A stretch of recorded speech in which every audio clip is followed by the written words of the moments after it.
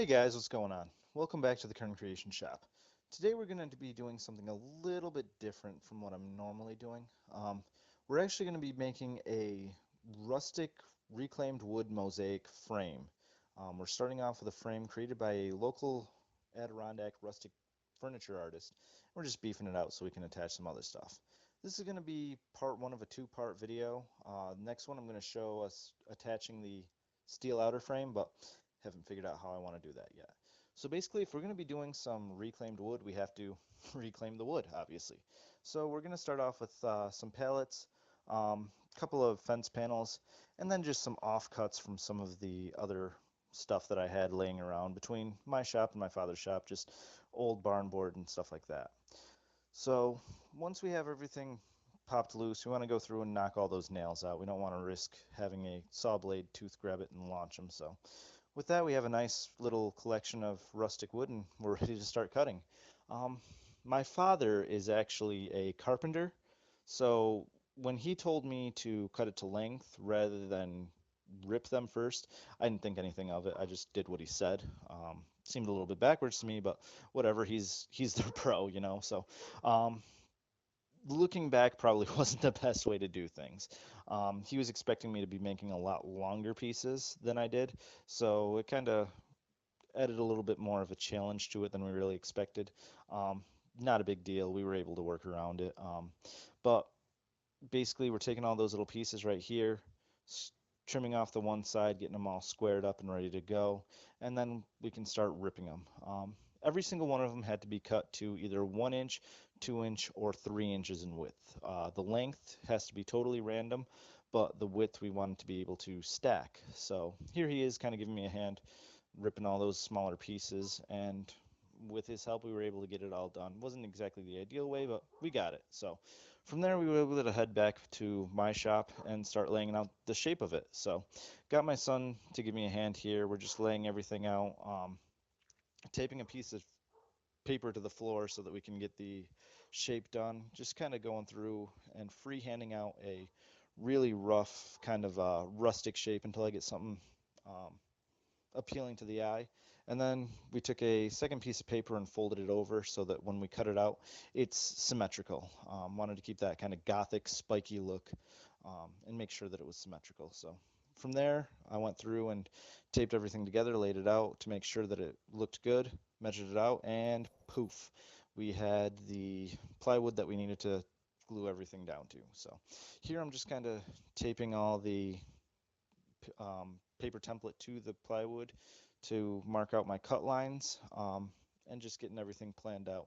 So now we're going to go through and cut it out with the jigsaw, um, kind of staying a little bit off the line so that we can sand back to it. The jigsaw is going to leave a little bit of a gnarly edge, as you can see there, but with the belt sander here, we're able to take it all down and get it to where we want it to be. So just rolling the edge along. I like to knock the belt sander down and then just roll the edge to knock down some of the high spots and smooth it all out. And from there we can lay out where that center window is going to go. Then I wanted to get the shelf laid out before I got too far along. By putting the shelf down, we can see where we need to stop the mosaic so that the shelf can fit in. And if you follow me on Twitter or Facebook or Instagram, you've probably seen that piece before that I just showed. It's going to be the shelf support bracket designed to look like a motorcycle front end. I'll have a video showing how I make the other side. I only have one side done now, but that's all I needed to get the measurements. So now that we have the measurements, I can cut out that center window and get that out of the way, and then we can start making it look good. So here I have my girlfriend um, going through and painting it. She runs her own thing called Colors by Kristen, and we wanted to do something unique for the back of it, even though you're probably not going to see it too much. So we went through and did a black and red crackle that pick up some of the colors that are going to be going on later on, and I think it came out real nice. It's real rough, rustic look. Edges were a little bit too clean, but we're going to take care of that a little bit later on. So from here, I'm going to lay out the shape of the shelf, just measuring out what I can do based on the measurements I had before, and then just freehanding out something of a real again, gothic sort of look, and now taping it down to that piece of wood that I pulled out before. So one thing that I like to do is rip off a few pieces of tape and then stick them to my arm. That way, as I'm going through and putting down the pattern, it doesn't roll off on me. I can just use it. So from there, take the circular saw, knock over the edges, square everything up, and then we can come through with the jigsaw and get it cut to shape. Again, just following a little bit outside the lines. I'm going to have a video coming up in a little while where we'll finish off this shelf, but for now I just needed the shape to get everything done. Do not use a paint can as a sawhorse. Learn that the hard way. So now we're just kind of laying out the actual mosaic and all of the offcuts of wood. Have my son kind of helping hand stuff over. A few of the pieces were a little bit long for where we wanted them, so we decided to cut them back so that we could reuse those smaller pieces in other areas. So now just kind of going through and gluing down the pattern on the bottom, and then I have him helping me get some stuff to run up the sides. Now, as you can see, the sides get pretty narrow, so instead of trying to lay everything out, we just kind of decided to take a few pieces and cut them down with the flush cut saw, get them a little bit shorter and easier to work with so that we're not wasting quite as much, and then just laying everything out, gluing them all down and getting it all squared away. So it was all pretty easy except for this piece right here.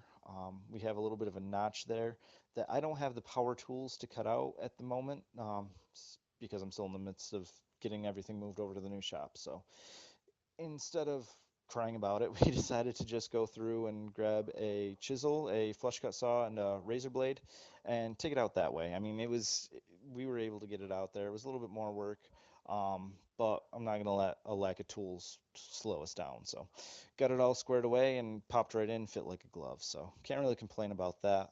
From there, started laying out the pattern for the top.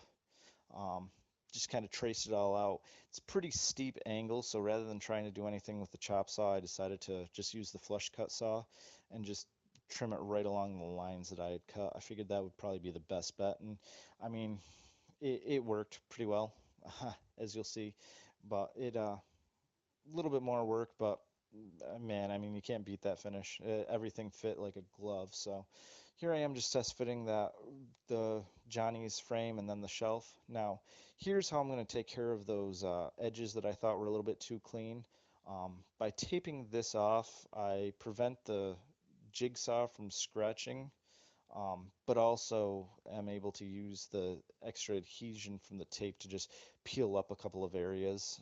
So it adds a little bit more of a tattered edge to it. So it's kind of a double whammy there. We're kind of protecting it and damaging it at the same time. So kind of weird way to do things, but it worked out. As you can see right there, the red peeled back, and we can see what we're doing. So just going through with a jigsaw and cutting it all back. It's not exactly the best way to do things. If we had a router and a flush trim bit, we probably would have gotten a little bit better finish, but we're, we're using what we have, working with what we got, and with those different thicknesses, it kind of makes it a little bit hard to get a nice clean cut, but that's why we have a belt sander. So again, knock that over, 80 grit right here, and we're just going through and knocking down the high spots and smoothing it all out. Man, that thing is kicking up a ton of dust. And it's heavy. It's heavy, it's big, it's weird to maneuver around, but it's fun. It's something different in the shop, something that I don't normally do. So it kind of opened me up to seeing things a little bit differently and trying things out in new ways. So it's a lot of fun, and I mean, I like it. So we get that all squared away, and then it's time for the girlfriend to come back through and apply a top coat. She wanted to go with a water-based polyurethane to seal this all up and take care of it. I think she went with a satin finish, and with the water base, it deepens the color of it, but it doesn't really um, yellow it the way that an oil base will. And with her satin finish, it adds just enough shine. Like it's a good finish for it, I thought. And so here she is putting down the second coat, and it just it it works for it. Pop the piece by Johnny in, and we were good to go. Again, I absolutely love the finish of this. I think the random wood mosaic came out exactly how I wanted it to, and that sheen on it just looks perfect in my opinion. I think it's exactly what I was looking for. So I hope you enjoyed the video. Hope you had a good time, learned something, either how to do things or how not to do things, either way. Um, Man, that light plays off that thing nice. Sorry, didn't mean to get distracted there, but all right. Again, thanks for checking it out. Hope you had a good time. If you did, feel free to like, share, give it a thumbs up, whatever. Have a good one. Thanks. Bye.